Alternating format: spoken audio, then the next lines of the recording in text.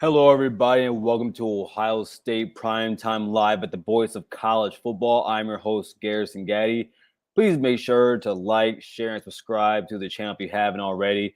And if you have any family, friends, or foes that just happen not to be friends of the Buckeyes, make sure to have them check out the rest of the channels that we have here at the network, including Oklahoma, the team up north, North Carolina. I think we just added 10 out of South Carolina just recently. So yeah, make sure to check that out. Also, if you would like to become a member here and check out some of the content that we have coming for us strictly for our members, please be sure to hit that join button and see the memberships that we have there. It'd be the Block O Club. JT wasn't short, and he's never going to be short. And then also, we don't give a damn, and you know the rest. My co-host Ryan Stano, he's handling something right now, so he might be joining here a little bit later. But let's get started. First off, what's up to my guy Sage Ohio? Good to see you in here, bro. Love seeing you here. Usually you check in here a little bit later, but I'm glad that you're here now. Let's get started with the show, everybody. Let's get started with recruiting. First, let's talk about Ojo.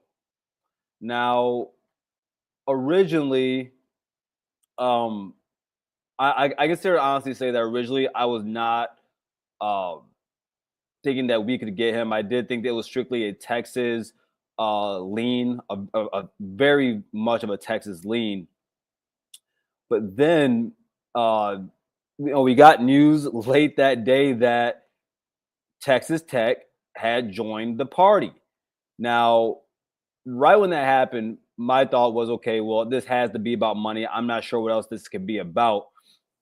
And I honestly, I consider to say that I have I'm kind of backed off of my prior stance on when it comes to like just these programs just buying players. The reported number is 5.1 million over the course of his or over the duration of his college career. I'm guessing it usually be probably 3 years, but I'm gonna assume they did 4. I have no problem with Texas Tech doing this. I never had problems with the family or the kids going out there, getting that the money they believe they deserve. Even though I do believe there's a certain price that I would never pay for a high school athlete, specifically in football, because we're not talking like baseball or soccer or tennis when you are a professional coming out of high school.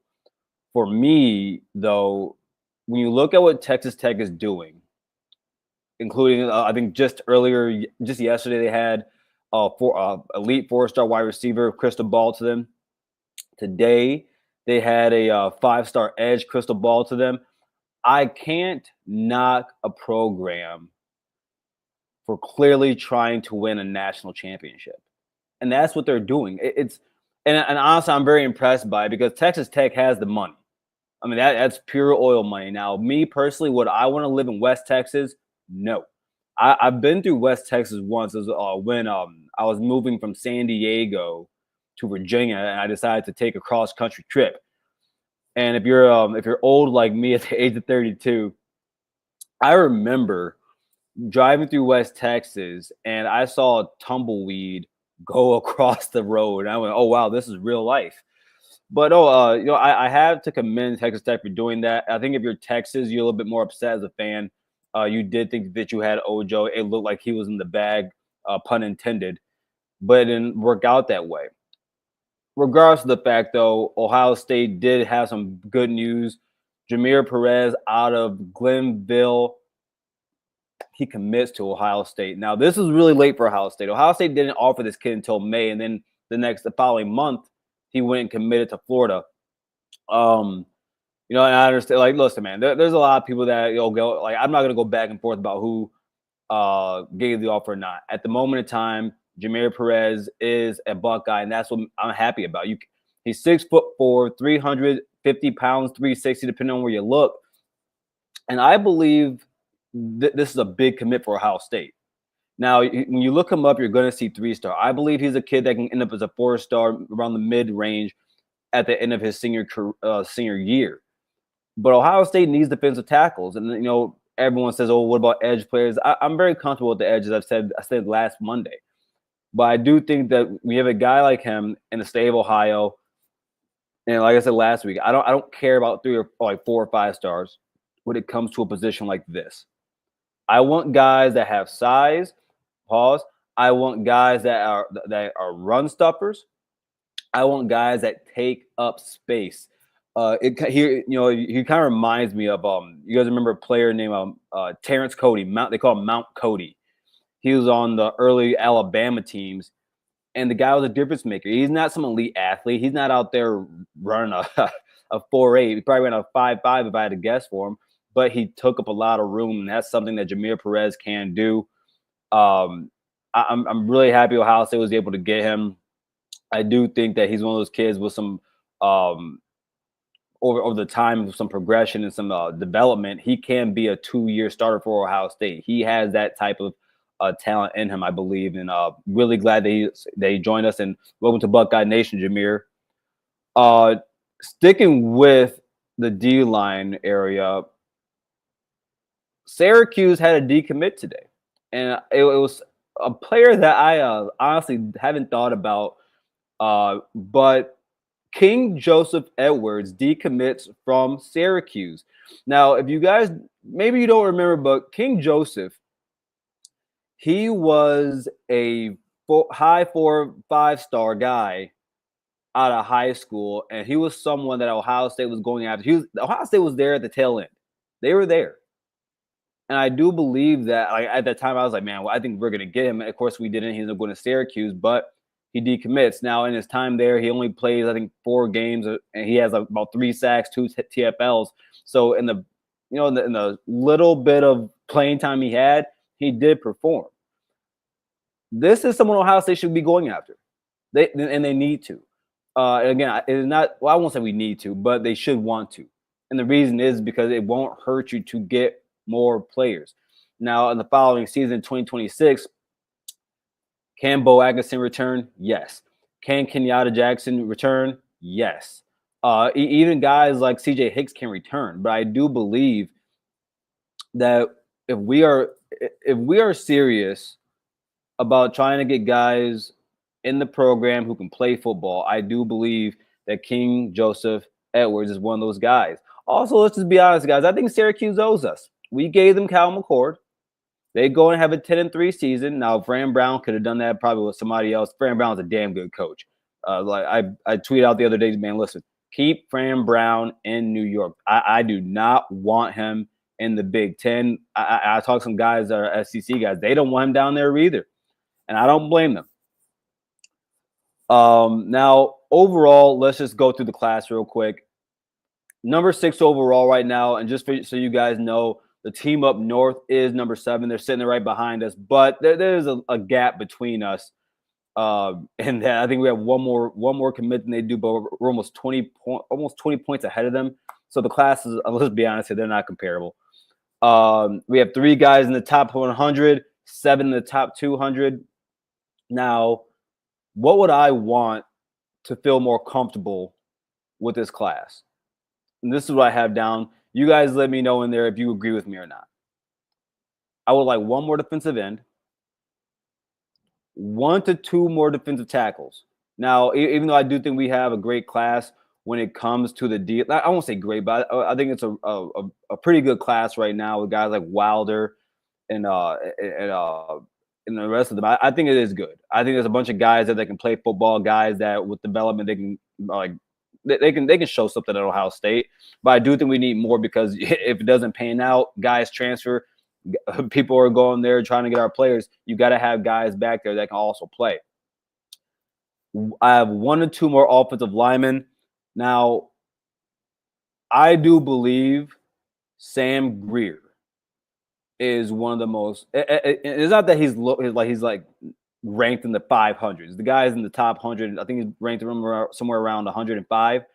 But I believe Sam Greer is going to be a fringe 5-star guy by the end of his senior year.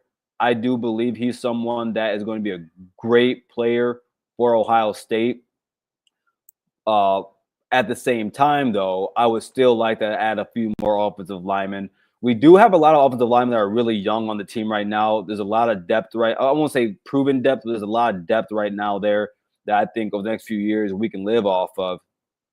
But I do think Sam Greer, Maxwell Riley, those are guys that are really good. Maxwell Riley's a top 100 kid, but I do think we need to add 2 more guys. Talk about JB Shabazz. He's one. We'll get to that soon. We'll get to that soon.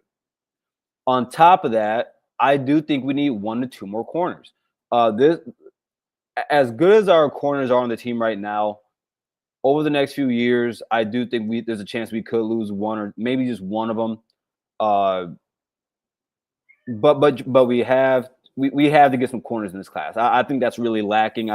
Today when I was going through it, I was like, doggone it. Like we're really missing out on some corners right now. We don't have them. So that's something that I also would love for us to pick up on. Now, if I had to grade this class overall right now, I'm going to go somewhere between probably I'll say about an A-, B+ range, but I'm going to lean towards A- because, hey, I have a narrative to push, and I'm biased as all get out sometimes. But I do think, listen, guys, this is the number 6 class in the nation right now in the month of July. There's nothing to complain about. There's nothing to whine about. It's still Ohio State, and Ohio State's still going to do what they do when it comes to the recruiting trail. At the same time, though, I think you guys are all like me and where I expect the best. I expect Ohio State to be best at everything. And I had a conversation with some guys, mostly just SEC guys, and yeah, they think that we are a little crazy when it comes to things like that. And like, oh, you guys can't be good at everything. You guys can't have all 5 stars in the world. Don't care. I expect Ohio State to be on the trail and getting these type of players. Now, I have 3 players right here that I think are must-gets. These are players that Ohio State cannot miss out on. Now, fair warning, I don't have Deuce Gerald's on here. And that's because I'm not as confident as I was before, maybe about a month ago.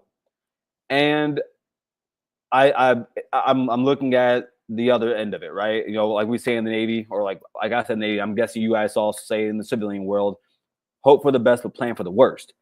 So these are the 3 guys I have. Braylon Womack, safety, 5-star kid. We need him. Caldwell might move down to linebacker, which opens up another spot for a safety. And I think Braylon Womack, even though he has been an Ohio State lean for a very long time, I do believe we need to bring him in to make the class a little bit better.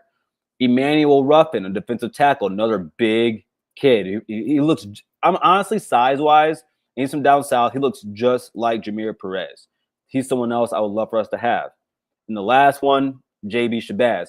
By the way, everybody here on the Voice of College Football, myself, Jackson, a few other people will be doing a live show reacting to his commitment. So be sure to come back on this channel, and we will be doing that live.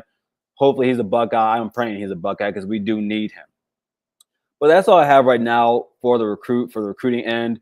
Let's go through some of these comments real quick. Say hi to you guys.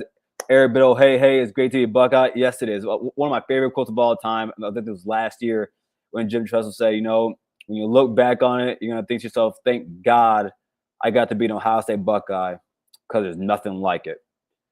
Oh, man. Sage, old 32, try 68. This is Sage. That's not old. Come on, that's not. You're like a fine wine, like a nice Canty. Well, that's one of my favorite wines to have, actually. So, Rod, good to see the Rod Farva. Happy CF26 release day. Yeah, hey, who in here bought that? I haven't gotten it yet. I probably won't, to be honest with you. I'm more of a COD guy. I love Call of Duty. That's just what I am. But you know what? If it comes, and I play FIFA, that's also my thing to do. But maybe one time, maybe during Christmas, I'll pull my leg and just go ahead and do it. Aaron, good to see you. He says, hopefully Edric can get to OSU. Yes. OSU, yes. That would be awesome. That would be awesome if Edric can do that for us. And honestly, if Edric does it, I would expect him to be an extension of Larry Johnson. Of course, Larry and him are kind of stuck at the hip right now, and that's great to hear. Abdul, bro, what's going on? What up, gang? Good to see you in here too. Daniel, Barry Sports Highlights, everybody. Happy Monday. Happy Monday to you too, bro. Garrison, you get kidnapped? No. I'm just in the basement right now. There's some cooking going on upstairs. Just recently moved, so I'm down here now. And I like the lighting. I didn't like it because there's the light bulbs around here, and it kind of just like goes through my face, and I don't like that. So I have my ring light up, and it's just much easier to do it. I get kidnapped. That's hilarious. Going on, Eric says OSU offered Marvin Harrison younger brother Jet Harrison. Yeah, man, that's huge. Jet. By the way, Marvin Harrison said, I think about a year or so, 2 years ago, he said Jet's much further ahead than he was at that age. So yeah, like that'd be also weird to get Jet. Aaron says facts, Garrison, they owe us for real for Cal McCord. Yeah, bro, they owe us that. They really do. Oh man. Well, Mike Anderson's in here, man. Listen, this is a channel for the people, man. This is the Voice College Football Family channel. Go blue, but no, no. And Mike, stop cussing on the channel. All right, we don't like cuss words on our screen here. See, but oh man, I just missed all those. There we go. Aaron says Shabazz and Darius Gray will be a mix for. Yes.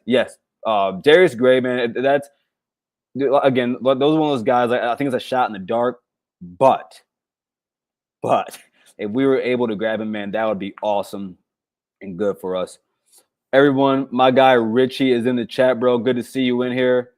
Doreen, thank you for being in here. By the way, Doreen, I saw they blocked you. That was hilarious.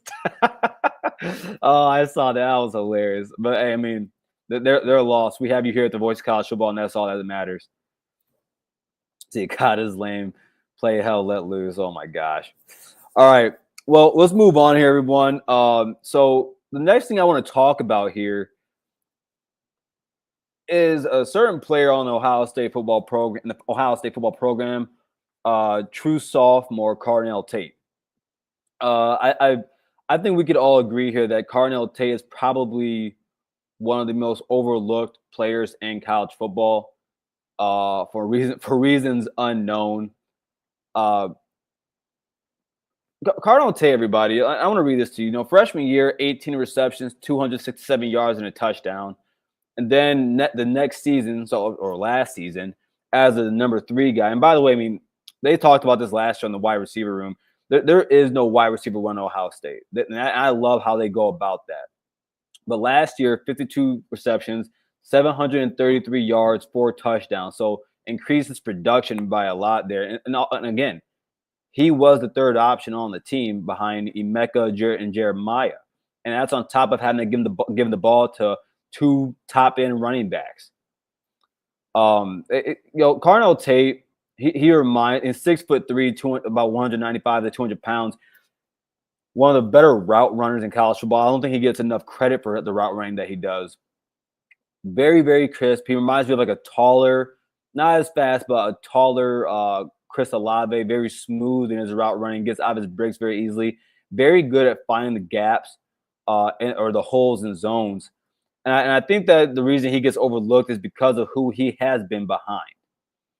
I mean, look back at last year in the game against Nebraska, and against Nebraska, Ohio State could have easily lost that game. That was one of the scariest. You know, every year Ohio State always has that one game where I'm just like, I don't know why it's happening, but I'm praying to God that we can find a way out of it. And that was Nebraska last year. We couldn't find anyone in the offense, but he still came out of that game with 4 receptions for 102 yards. And then you look into the playoffs against Texas, when Texas made it their job, and they should have. And you know, that's just smart football. That's all we can say about it. But they made it their job to make sure that Jeremiah did not touch it. He made it his job, or they made their job. He comes out of that game 7 receptions for 87 yards. Now, to the blind eye, to the naked eye, to someone that doesn't know or didn't watch the game or know Ohio State football, the way that game was played, that was pure defensive football. That's what that was. That was a high-end football game. In my eyes, I thought that was the national championship game, more so than Notre Dame was. And he came in there and he took over. They couldn't hold him. He's in there, Tony toe tapping on the sidelines, making big catches. Carnell Tate, I think, is in for a really big year. Right now, what I have him around, I wrote down 1,100 yards, somewhere between 5 to 7 touchdowns. I do think the ball's gonna be spread out a lot because of Max Clair at tight end. And when you speak about guys like Max Clair, in my mind, I'm thinking to myself, it's gonna be really hard to bracket Jeremiah keep tabs on guys like Max Clare, understanding that you're going to have a guy like Brandon Ennis in the slot, and then sit there and leave a guy one-on-one with Carnell Tate. And again, Carnell's not a small guy; he's 6'3". So I'm very confident in Carnell this year. I think a lot of people are going to find out just who he truly is, even inside the fan base. I think there's part of the fan base that also believes that he's maybe just a number 2 guy. Carnell Tate could have left after his freshman year and been a wide receiver one anywhere he went. He could have gone to Oregon last year and done that, I think, even with the talent they have there. Places like Georgia, he could have been their best receiver. So I mean, I think Carnell Tate's one of those guys I think we need to appreciate more. But even more so, I think that the rest of college football is going to learn to do the same. And I'm very excited to see what he can do in stepping up for this Buckeye team. On top of that, I think that Carnell Tate is going to open things up for a lot of guys. The development that he's been able to, the development that he's progressed over the last 2 years, again, going through his stats, it's astronomical. Astronomical. 733 yards being wide receiver 3 is not an easy thing to do. A lot of guys can't put up those type of stats. Now, of course, when we had CJ Stroud, we had JSN and Chris and Garrett, we were able to give, I think almost all of them had 1,000 yards. No, Garrett had 1,000 yards. Chris had just over 900. And JSN, of course, had 5,000 yards that season. But really, really excited to see what Carnell can do this year. Again, awesome kid. I mean, everyone, if you're a Buckeye, you know his story of his late mother and rest in heaven to her. And being able to see him last year go back to his hometown when we played Northwestern over at that was over at the Cubs Stadium, was it? Yeah, that was over at Wrigley Field, and he had an awesome game that day. So really excited to see what he can do. Really excited to see how he has progressed and what he's going to do for the Ohio State Buckeyes this season. Now, before we go into a break, I'm going to go through some more of these comments again. Everyone, you know what? Where is it? I just saw you post it, man. I just saw you post it, Sage. There you go. Come for the show and stay for the chat, man. On days like this, when it's just me or if it's just Ryan, I love being able to interact with you guys. I love being able to talk to you guys. A lot of you have been able to talk with me. I mean, Doreen and I, we talk on a regular basis. Richie and I, we talk on a regular basis. So appreciate you guys for being here. And please make sure to like, share, subscribe to the channel if you haven't already. Honestly, and if you want to donate, that's awesome. But the only currency we truly ask for you guys is to make sure you like and subscribe to the channel. And sorry about the dog barking at that. It's Kilo. My goodness, boy. Oh, man. He is going crazy up there.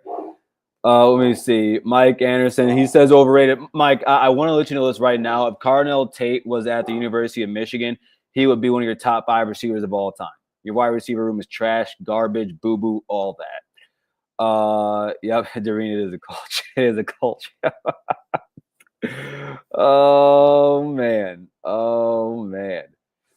Let's see. Rod says, Tate reminds me of Michael Jenkins. That you know what? Rod, I'm not gonna lie to you. That is probably a better comparison what I give a Chris Olave because of also the size that he has. I actually like that. You know, one second. I gotta type that down, Rod. I gotta type that down. That is a great comparison. I'm gonna make sure, my guy, to give you all the credit for that one. That is great. Yeah. And Richie says it too, man. Yeah, exactly, Richie. That's a great comp. My guy Burks is in here. Gary's my man. You must be happy Calvin Russell went to Syracuse. I predicted him going there for a week or two. Am I happy? Yeah. But I think, Burks, that a lot of Wolverine fans are a little how do I say this? Ignorant to who Fran Brown is. Fran Brown is one of the best coaches in college football. I think that people are. Yeah, is the ACC as competitive or as good as the Big Ten? No. Fran Brown is at Syracuse, and he went and got 10 wins with a quarterback who every Wolverine fan said was trash. As much as Wolverine fans want to say that Ohio State fans went and bashed on Cal McCord, they did it even worse. They did even worse. And then on the back end of it, they wanted Cal McCord to come and be a Wolverine. But no, Fran Brown, man, he's doing great things over at Syracuse. Again, Fran Brown, if you ever see this, and I doubt you ever do, please stay in New York. And if you don't, stay out of the Big Ten. That is all I ask for. Yeah. And they're crying, Burks. I'm pretty sure we all saw what Moose had posted. Off the wall. To be talking to 17-year-old kids is this when you're a grown ass man. It's weird. It's weird. I could never do that. And I truly oppose anyone to doing that. Everyone, these are still young kids. You know what I'm saying? So yeah, we just gotta. People need to temper themselves a little bit sometimes. I know it can be hard to when you want a player so badly. But I mean, I remember when Dylan Stewart went to South Carolina, and it ain't like South Carolina was all that great either at the time. I didn't crash out. I mean, I didn't crash out the kid. I crashed out of my coaching staff. But that was about it. Doreen loved dogs. Yeah, he was a good dog. He's a good dog. Actually, my cat around here, he's somewhere around here trying to jump up here. But yeah, let me see. Richie Dubs says Jenkins is one of the most underappreciated wide receivers in program history. Richie, you're right, and I think I'm one of those people. I do believe him to be one of the best receivers in Ohio State history. So that goes without saying. I think it's just when you look at what has happened over the last few years, I understand why some people look back on that era. And let's be honest here, a lot of that has to do with our GOAT, Jim Tressel, and playing Tressel ball and not trying to throw the ball around. I mean, I think about a guy like Tegan Jr. and what he could have done in a system like this with Ryan Day, or even what he could have done with Urban Meyer. I think that there's a lot of Ohio State receivers back then who didn't get the opportunity to showcase their abilities. Even as much as they did in the 90s, there were wide receivers in the 90s that got to show off their abilities more than those guys did too. So no, that's a great point right there, bro. That's a great point right there. Now, before we continue, everybody, we do have to talk. We have to do some house cleaning. Make sure that we make it known that here at the Voice of College for everybody, we are a growing entity here. I think we're one of the best to do it. I do think that what separates us from everybody else is that we engage with you guys, and you guys engage with us. It's one of the cooler things. I remember it wasn't just a few years ago when I was watching Mark Rogers all the time. And so to be a part of this now is really awesome. And so with that being said, get your business, product, or service or personal brand to the next level by partnering with the Voice of College Football. Let's discuss how you also can reach your target market. Check out the experience of one of our current partners, that being Win Agency, posted here on the screen, and we are here to deliver for you. Contact us at sponsorships@vocfb.com. Again, that is sponsorships at vocfb.com today. And shout out to my sister, man. I actually talked to her. I wanted her to listen to that reading. I said, hey, how do you think I sound on this right now? She goes, no, she says, you sound good. Just slow down at the end. So I was like, okay, you know what? That's good critique right there. I love my sister for that. She actually used to do radio for Western Michigan basketball back in when she was getting her master's there. So love you, Jeek. Love you. Now, a few things I just want to talk about before we continue to the next subject. I'm not sure if anyone caught this. Well, Paul Feinbaum said, but he says, I don't like Ohio State, Feinbaum said. I think Ohio State is going to lose in the opener against Texas, and they are going to struggle to make the playoffs, let alone win it all. Now, I don't have a problem with anyone saying that it's going to be tough for Ohio State to win it all again. Yes, going back to back it's not easy. It's damn near impossible. I wouldn't put money on it. I'll tell you that much. Whoa. Actually, no. Depending on the odds, I would put money on Ohio State going back to back. But I would need really good odds for it because I would want to put a good chunk of money on it. But And it's one thing to say you lose to Texas. I have no problem with anyone saying that we could lose to Texas. That's very likely. I mean, that's two elite programs and two elite teams. I think two of the four best teams this upcoming season. I have Ohio State, Texas, Clemson, and LSU as my top four this season. LSU is the one I'm kind of whipping on, like the one I'm kind of about, but I'm kind of like hedging my bet on that one. But saying they'll struggle to make the playoffs, now that right there, I have issue with. For a long time now, people have counted on Ohio State or said Ohio State's going to go 9-3 many of times, and I mean many of times.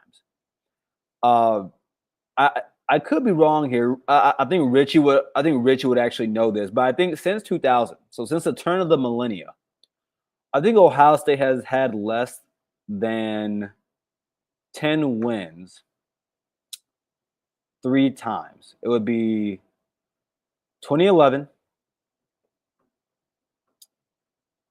2001, and maybe 2000. Yeah, 3 times.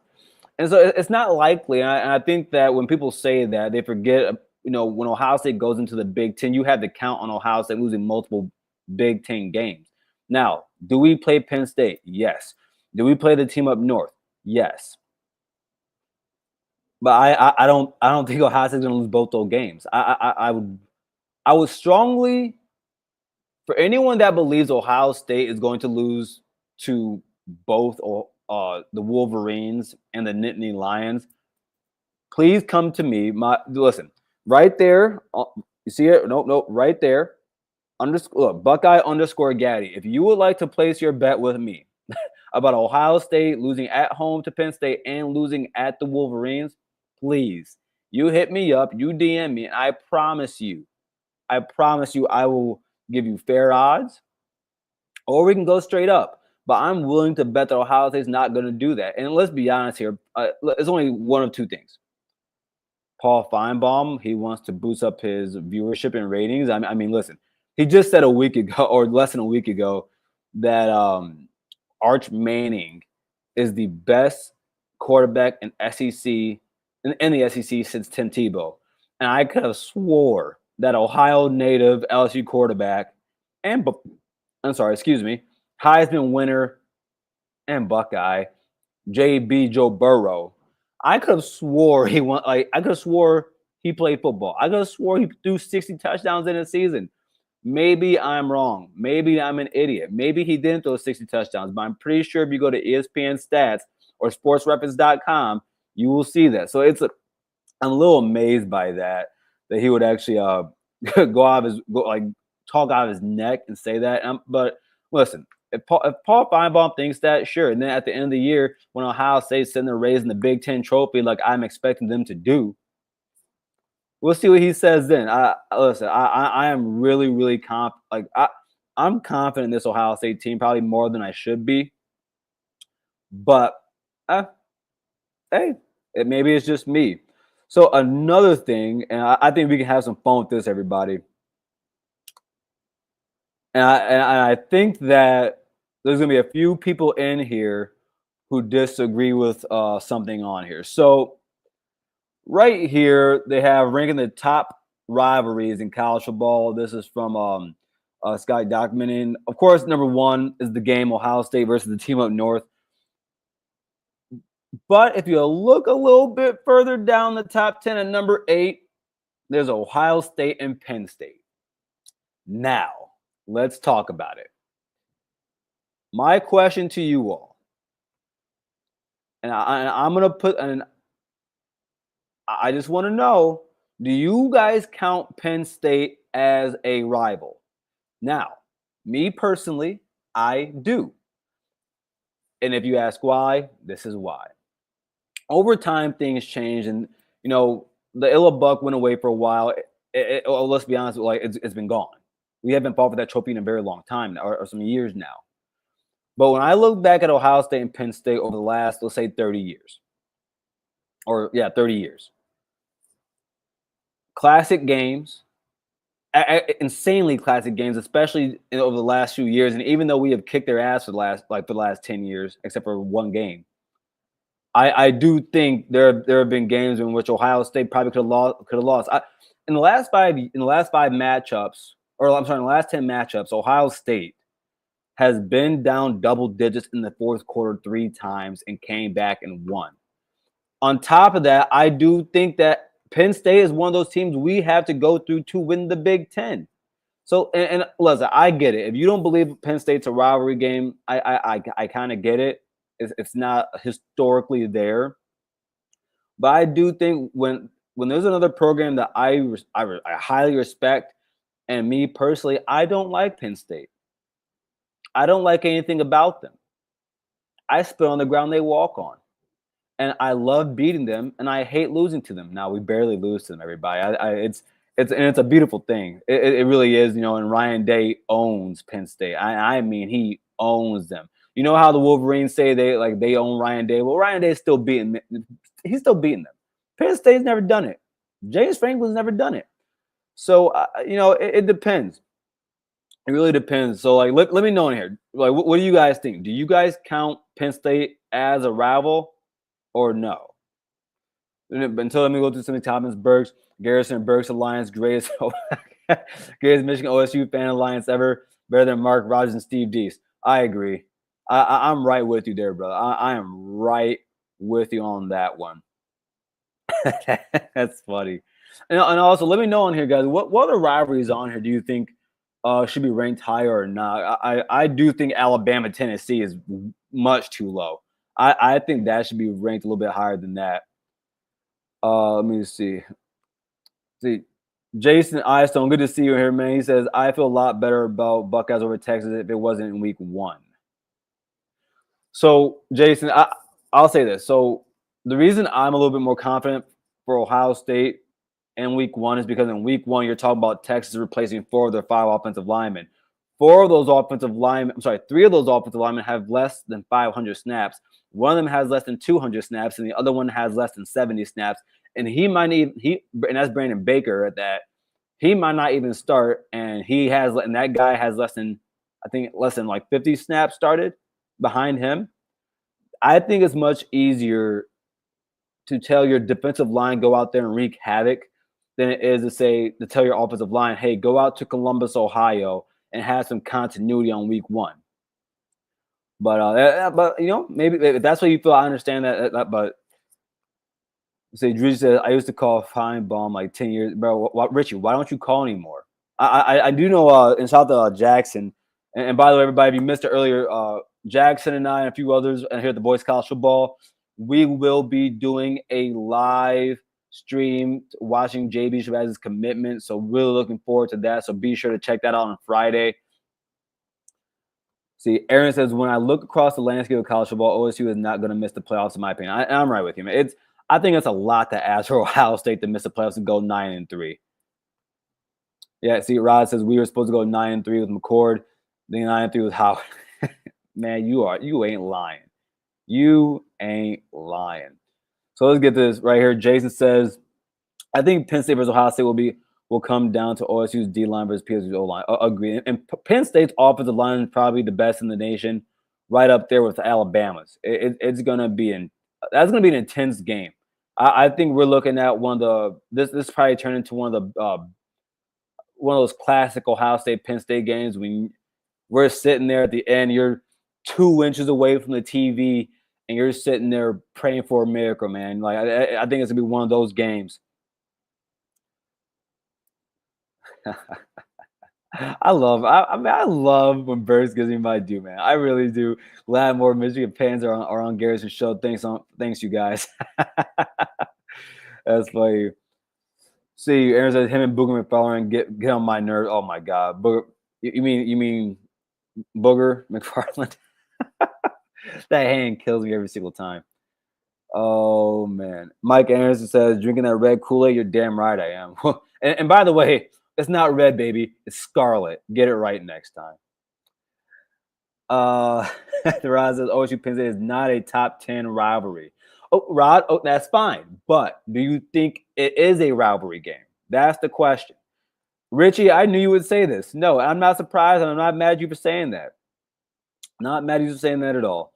Ross says Nebraska, oh, you really playing anymore? Yeah, that's true. I do think this is an all-time list, which if it was all-time, then Ohio State, Penn State probably shouldn't be on there. I'm not sure what the criteria is on this, to be honest with you. It didn't say so. Let me see.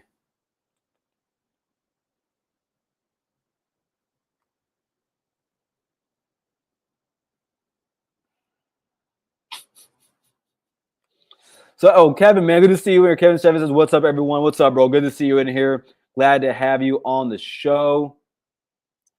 Now, everyone, oh man, my guy, B Dub is in here. Everybody, what up, bro? Happy that you're in here. Yeah, we got a lot of Wolverine fans in here today. And by the way, everybody, at 8 o'clock, in case you guys don't know, Michigan, the Voice of College Football, TJ and John, they will be live at 8 p.m. today. So make sure once you're done here, go over there and check it out, guys. You might even see me in there. Now, let's get to the next topic, everybody. Now, and this is something I also want you guys to join in on. Here's the next question. What are the Buckeyes' toughest games? And I strictly mean within the conference, so take out Texas in this game. And I understand that Grambling, that can be tough. You never know what's going to happen against Grambling, but take that one out too. So what do you think the toughest games on the Big Ten schedule are for Ohio State? Now, these are the four that I have.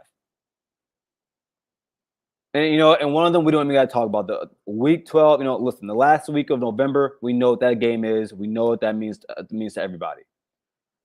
I have Penn State at home, at Illinois, even though I think there's a chance that we could dog walk them. I really do. I think that game can go one or two ways. Either we go into their stadium and wipe the floor with them, or that's a really tough game, and Ohio State has to pull it out at the tail end because, listen, man, the Fighting Illini, they can play some football over there. And then the last one I have is at Washington. Now, Washington is going to have, I think they're going to be a top 5 offense in the Big Ten this season. They have one of the better quarterbacks and running backs in the conference. Now, that offensive line was not that good last year. Now, every single year, I do give teams the benefit of the doubt.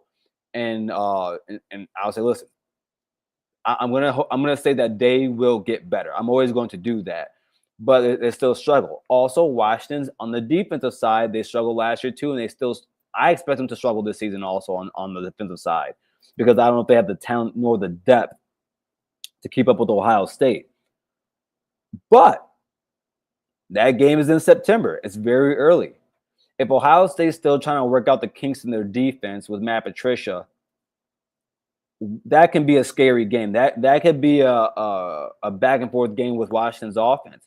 Now, Ohio State does have I think, the best secondary in college football. I think right there with Alabama and Georgia. But I think that if the defensive line can't get pressure, Washington's going to be able to move that ball. They're going to be able to move that ball. I don't think we should just look over that game. It's really early. It's coming off of a bye, and we're going out west. And the proof is in the pudding now. If you have to travel, whether you're going to the Midwest and the West Coast, to the East Coast, or if you're going from if you're Maryland, Ohio State, Michigan State, and you gotta travel out west, it can get weird. It can get tough. So, what do you guys think? Like, what are the games that you believe are gonna that could possibly get a little scary for Ohio State? Again, I think out of those four, if I had out of those 4 games, Wolverines, Penn State, Illinois, Washington, if I had to rank them all, I would go Penn State 1 because of just the pure. Listen, guys, that's going to be one of the best teams in college football, and that just is what it is. So if you're a Wolverine fan in here, and if you see this and you get upset, listen, it ain't like a diss to you guys. I'm just strictly talking on the field. Then I would say the Wolverines will be the next hardest game. At 3, I would say Washington because I think they have more firepower than Illinois, but Illinois has a good defense, and they're going to be able to run the ball, and they have a one of the better quarterbacks in the Big Ten. So I think I'll put that at 4. So what do you guys think? What do you think are going to be the more tougher games in the Big Ten? Let me see some of these comments right here. Oh, my guy. Appreciate you, Jason. VOC. Appreciate you, bro. Happy to have you here. And again, everyone, if you haven't already, please be sure to hit that like button. We'd love if you can do that for us here. Richie says, the Grambling band has a shot against ours. Oh, hey, listen, right here, guys. I think that's going to be one of the bigger matchups in college football. The Grambling State band against the best damn band in the land. Now, I know. Listen, I know Doreen. She's probably going to be really, really biased more than we all are. And shout out to Katie, man. Friend of the show. She's been part of the best damn band. And Doreen, by the way, let me know if I'm allowed to share that. Doreen, let me know if I'm allowed to share that picture of that ring on here. Because everyone, the best damn band in the land, got their championship rings. And let me tell you, they are beautiful. Like, those things are gorgeous. I told her if I was wearing that, I don't know if I would ever take it off. I'll probably sleep with that ring every day, take showers with it, everything. But no, that's gonna be a really fun match. That's gonna be really fun to see. Richie, I do agree with you on that one.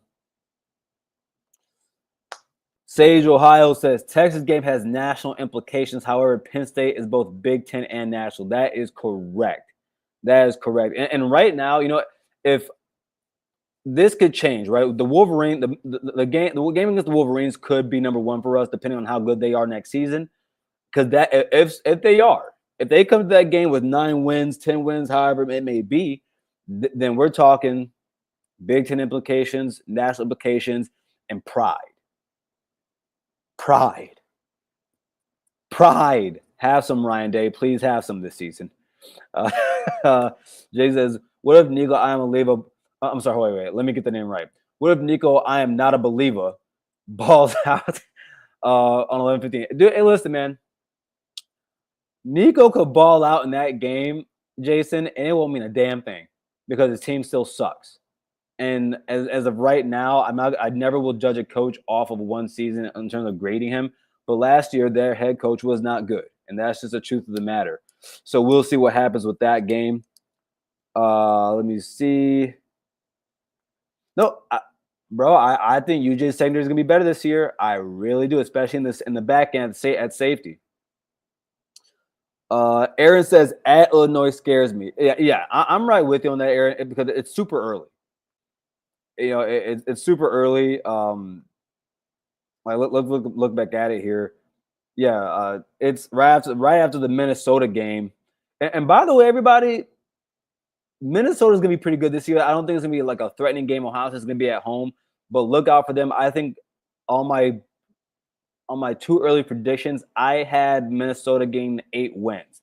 So I do think that could be a scary game for not a scary game, but that could be leading into the Illinois game, coming off of the Washington game. Yes, that could be a little tricky there. Yeah, definitely agree with that one. Richard says blowing out Washington, blowing out Illinois. I think that's a safe assumption, Richie, but we're still traveling out west. And if we learned anything last year, when teams are traveling across the country, they struggle. And actually, Ohio State struggled. We lost. Now it is Oregon, but we lost. So and I do believe if that game was played at Ohio Stadium, we would have won that game by 7+. I really do believe that. So let's see who else here. Ross says at Purdue has been OSU's kryptonite since Drew Brees was there. Yes, they have been. I don't know if I see it this year, Rod. And Rod, I'm gonna be honest with you. If Purdue does play us tough, I'm crashing out because then I don't believe. I think if Purdue was challenging us this season, I think that's a problem. I think there's a problem. Aaron says Everyone else, I don't like their defense up against our offense this year. No, I agree with you. I think for most teams, if they're going to be in the game with Ohio State, they have to put up points. And I think that's the only way you're going to play with Ohio State this season. And putting up points on Ohio State this season is going to be hard. Like last year, I told everybody, putting up 20 on Ohio State, that's a chore. And I think it's going to be the same thing this year. See, day one. Oh, what's up, day one? Good to see you here, bro. Good to see you in here. He says 11-1. I have Ohio State going 10-2, 11-1 also this season. I'm not sure which games we will lose, but I do think the same for you, same with you.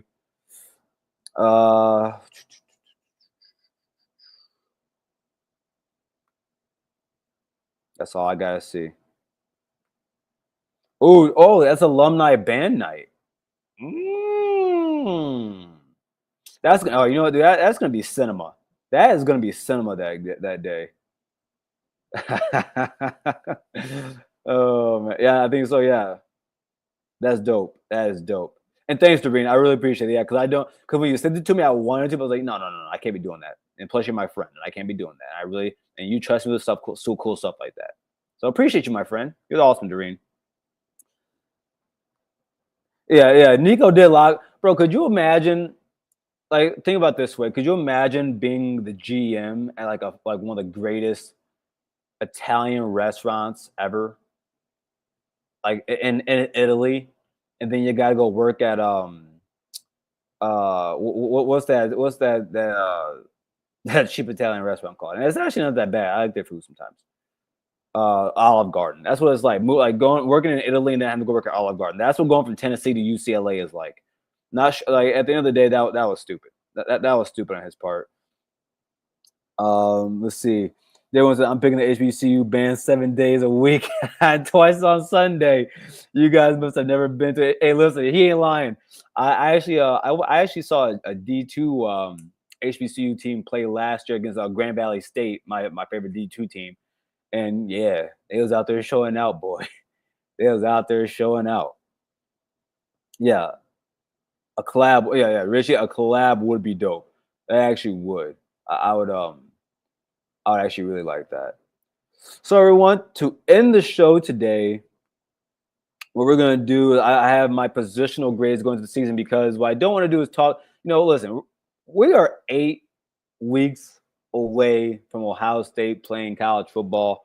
And so what I want to do here is give my positional grades going into the season. Now I haven't been able to do this yet, and it's just defense. We'll do offense next week. Also next week, Ryan can give his defensive grades also. But this is where I am right now with Ohio State's defense and exactly how I think we are going to look in the beginning of the year. Now, we are going to start at safety. At safety, I have A+, and the reason is because, to be quite honest with you, I don't care who else is. Listen, Boo Boo the Foo could be back there. I could be back up there. Sage could. Day One could. Doreen could, and it wouldn't matter because we have the second best player in college football playing back there with and that being Caleb Downs. Now, with that being said, we do have Malik Hartford. We do have I don't want to blink his name. Jalen McClain, and I think those are gonna be two really good players. Now, I'm gonna assume McClain is gonna be the starter because we do need a guy that can cover better. I do think McClain is a better guy in coverage than Malik would be. Now, Malik is a hard hitter. He's a big safety. Like I think people understand. I think he's like 6'2". He's not a small guy at all. But I do think when you add those two, and also you think about guys like Lorenzo Styles, who plays that nickel safety spot, I do think overall that's going to be a good group of, or actually a great group of safeties right there. So at safety, I have A. Now at corner, I'm sorry, at safety I have A+. At corner, I have A. Now what are we looking at? We're looking at Davis Igbinosun. I think Davidson is going to have I'm expecting to have a big jump this year. And the reason is because under Jim Knowles, he likes his corners to play through their hands. And now, Iggy can be grabby not at times. He's a grabby corner. I've always, like I famously say, he plays corner like a linebacker. but that's also good because he hits really hard in the run game. He's always around the ball. Davidson Igbinosun does not get beat often, if at all. He's always around the ball. But I think what they're going to learn, teach him to do is listen, turn his head, because I think there's a chance, especially with us blitzing more this season, like I think we're going to do. And shout out to my guy Mike. And by the way, right, make sure on Wednesdays to catch the world famous Buckeye show with Mike and Terry. But Mike talked about it not that probably a few months ago, about how he thinks it's going to be a lot more blitzing this season, and they're going to cause more turnovers. And I do agree with Mike on that. I think Davis is going to be able to take advantage of that. With that, and with him, it's on Jermaine Matthews. Jermaine Matthews, I think, has been one of the biggest secrets kept in college football. I was actually at Jermaine's first game his freshman year. Who did they play? Was it like it wasn't San Diego State?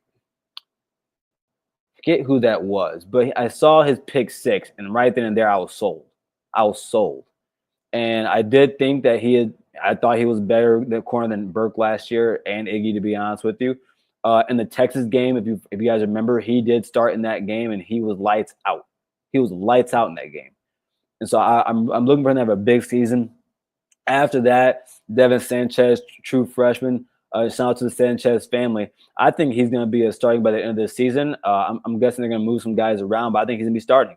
And I think that because I think he's one of those guys you can't. It's going to be hard to keep him off the field. So looking forward to see what he can do this season as a young guy. Also, we're talking about Bryce West, who's probably going to be more the nickel spot, but Bryce West is one of the more elite athletes on this football team. And then Aaron Scott on the outside, who also has a super talented, and I can't wait to see what he can do also. Now, at linebacker, I have an A also because I think the starters are going to be – I think that Arvell Reese and Sonny Styles are going to be right behind Texas as the best linebacker duo in college football between what they have over there. And, man, listen, depending on what Arvell is and what Sonny is in year two as a linebacker, because remember, everybody, last year was his first year playing linebacker. I think that he can be an All-American next season. I think if Arvell plays good enough, he can be the same thing. I think both of them are going to be all Big Ten potentially. Behind him, we got guys like Riley Pettyjohn, Peyton Pierce, Tarvis Alford, and Garrett Stover. I think all those guys are really good players. I think depending on what the score is, they're all going to get some time on the field. I think a lot of them, I think that Riley Pettyjohn can play on the edge if need be, especially with this multiple defense we have, a little bit of a 3-4 change up. I think we can do that. And we're still running the 4-2-5 because they still want to keep some continuity for these guys. But I really believe that this linebacker unit is probably going to be one of the better ones that Ohio State has seen in a very long time, possibly since the Urban Meyer days. So I'm really looking forward to that. Love what Ohio State linebacker legend James Laurinaitis has done with this unit and with the recruiting there also. Now, at defensive tackle, I have a B. Now, I think Caden McDonald and Edric Houston are going to be game wreckers. Two big Georgia boys. I think they're going to be awesome this season. But it's what happens when we get behind that. Malone, Smith, Moore, and then I think depending on what it looks like, you're talking Eric Menza, redshirt freshman. Excuse me, you're talking Jarquez Carter, true freshman. I think those are guys that might also get some playing time early in the season when they're trying to work out and see who can be the guys behind the two starters. Now, if you didn't get to see it, and make sure to check it out, everybody just go on the search button and click on the Luke Montgomery interview that myself and Mike had here on the Voice of College Football. He said that Jason Moore and Will Smith have been playing really well. And I take heed to that because Luke is a starter. Luke is going against them every day. So I take it with a grain of salt, but I do believe that we have to see it first. Because this could be an A unit. We just have to see what the depth looks like. And I do think it's just one guy behind Edric and McDonald show up. I think it's going to be a special year for that defensive tackle unit. And then to end it here, at defensive end, I have B+. So here, we're talking Kenyatta Jackson Jr., Bo Atkinson, Caden Curry. Now, just a reminder, like Kenyatta did start a game last year. I do believe it was the Notre Dame game because JTT was a little banged up, and so he started that game. Bo Agason, of course, the addition from the portal out of North Carolina. I do think that being with Ohio State, he's going to get some really good development and have a really good season. Also, he's very multiple. He can play inside. He's about 265, 270. Reminds me of, looks like a Jack Sawyer JTT type. Not that like ability of JTT, but he has the size to where you can move him around the defensive line. Hayden Curry, senior year for this guy. One of my favorite Buckeyes. One of my favorite Buckeyes. I love that Caden stuck it out, stayed here. And every time he touches the field, he shows out. Excuse me, everybody. Need some coffee. But every single time he shows out. I think Caden Curry is going to be one of the – he's going to be an impact player on this team. The simple fact that if Bo Agason or Kenyatta had to come out just for a breather, you can put him in. And I don't think there's going to be much of a drop-off, if at any. Caden Curry is a really good football player, and I think that a lot of people are going to figure that out. After that, you're talking C.J. Hicks, redshirt junior season. Now, he's got a – listen, man. There is a lot of potential there where I think if C.J. Hicks has a breakout season, C.J. Hicks can change what happens around this defense because of how athletic he is. I think that, it's his first year doing this. And listen, he finally got what he wanted. He gets to play on the edge. I remember on the Scarlet and Blue show 2 years ago, I told Bryce he should be on the edge. I don't think he's a will linebacker. I just never thought about that. I thought that he's way too athletic to be doing that and should be on the outside. After that, you're talking Zion Grady, transfer Logan George, Josh Mickens, Dominic Kirks. I think there's a lot of guys. Some of these guys might not play a lot, but I do think there's a lot of talent in that group to where you won't be afraid to put guys in the game, right? There's a lot of guys that you can trust to go in there and make something happen. And yeah, so that's what it is. Let me know what you guys do. You disagree? Again, defensive end B+, D tackle B, linebacker A, cornerback A, and then safety A+. Before we get going here, let's go through just some of these chats real quick. Aaron says, it says Richie Dubs has got to rotate them and prepare for the playoffs. Correct. That is correct. And yeah, Richie says it right here. We got to rotate the guys. And Richie, I think they will. I think they will because I think there's a lot of talent there that we will.